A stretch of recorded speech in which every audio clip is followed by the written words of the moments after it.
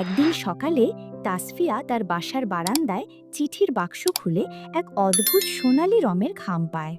তাতে কোনো প্রেরকের নাম নেই, শুধু লেখা, এই খাম খুলবে ঠিক ৩টা ৩৩ মিনিটে, না হলে হারিয়ে যাবে রহস্য। তাসফিয়ার কৌতূহল বেড়ে যায়। সে তার বন্ধু রায়ানকে নিয়ে ঠিক ৩:৩৩-এ খামটি খোলে। হঠাৎ খামের ভেতর থেকে উড়ে আসে এক ছোট্ট জাদুর নকশা, যাতে লেখা, সত্য বললেই তুমি পাবে এক অনন্য উপহার। তারা খেলার ছলে একে একে সত্য কথা বলতে থাকে। কে কবে মিথ্যে বলেছে, কে কার চকলেট লুকিয়েছে।